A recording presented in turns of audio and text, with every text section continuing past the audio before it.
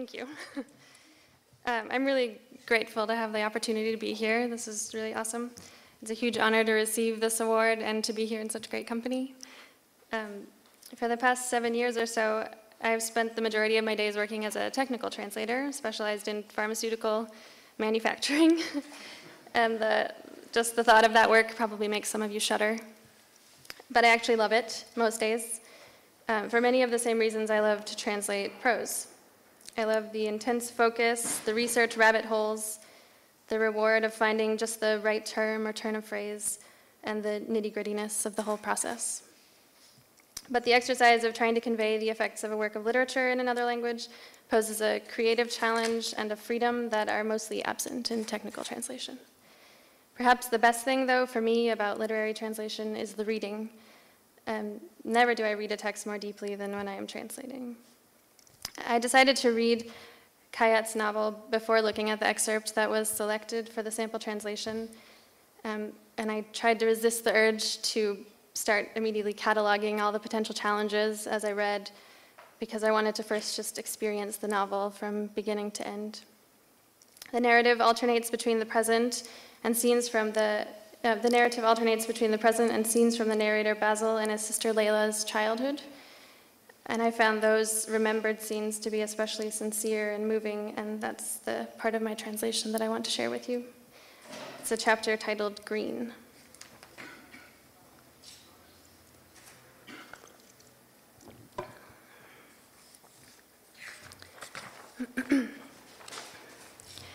Little by little, the weather turns warmer. It's been a few weeks since it snowed, and we are wearing tennis shoes to school again instead of riding our bikes in boots and warm puffer coats. We spend nearly every weekend at my grandparents' garden. Barbara took a job at the hospital and only sometimes joins us in the evenings. She says we need the money. The garden is tucked among a bunch of other little gardens behind the main street that runs in front of the train station. The paths between the plots are covered with gravel, so we don't like to ride our bikes there. The other gardens are enclosed by fences and hedges, and there are no other kids around. My grandpa has built a little hut in the garden where we sometimes spend the night. My grandma sits there in a plastic garden chair, always in the shade of the hut, wearing her sleeveless house dress, a cloth bag stuffed in the pocket, and cleans green beans or asparagus or peels potatoes into a big blue plastic bowl. Layla sits at one corner of the flower bed with a little shovel, digging up flower stems and then burying them again. She waters the plants again and again, pats down the dirt with her hand, and hesitantly runs her palm over the soft petals. I usually sit on the narrow strip of grass and leaf through my grandpa's soccer magazines.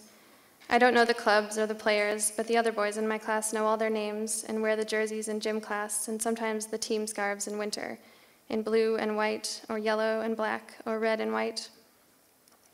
There is a little birdhouse in the garden, too. My grandpa built it and put it on a pedestal next to the hut.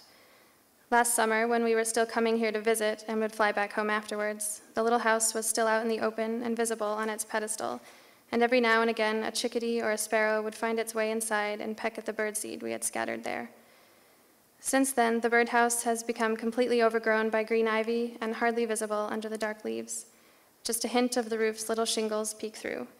But the birds still find it. Again and again they fly up to the ivy shrub, push the leaves aside, and look for food behind the green curtain. Layla often brings breadcrumbs along that she laboriously distributes among the leaves and on the roof of the little birdhouse. Then she sits off to the side in her flower bed and waits for the chickadees and sparrows to find her food.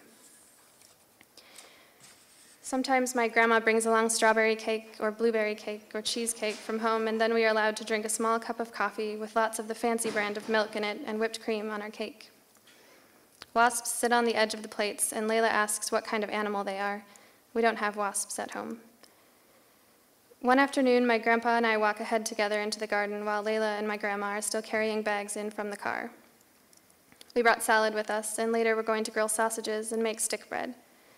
Next to the birdhouse on the pedestal, a swarm of flies has gathered and is buzzing loudly. As I get closer, they fly away, and I see a small chickadee lying dead in the grass. There it lays, eyes closed, beak wide open, and feet stuck in the air, as though it has fallen from the roof of the birdhouse. I squat down in the grass next to the bird and nudge it a little with my finger. It doesn't stir, but the slight movement rouses two more flies from the bird's dead body, and they buzz away. I hear my grandpa at the gate to the garden call to my grandma not to forget to shut the car off. I stand up and run to the gate, past my grandma, and down the gravel path to Layla. The gravel edges into my brown sandals, and between my toes, the sharp little rocks sticking in the soles of my feet. Layla, let me have the bags, I say, when I'm standing in front of my sister.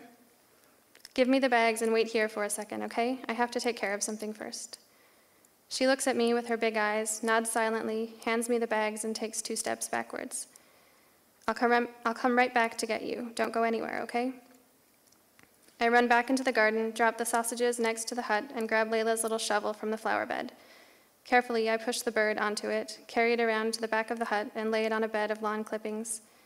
I cover the chickadee with leaves from the apple tree so the flies can't bother it anymore. I arrange a few rocks around the bed and scatter more grass over the bird.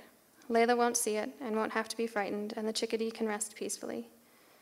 I head back down the gravel path in front of the garden and see my grandma trying to get Layla to budge and to come with her into the garden.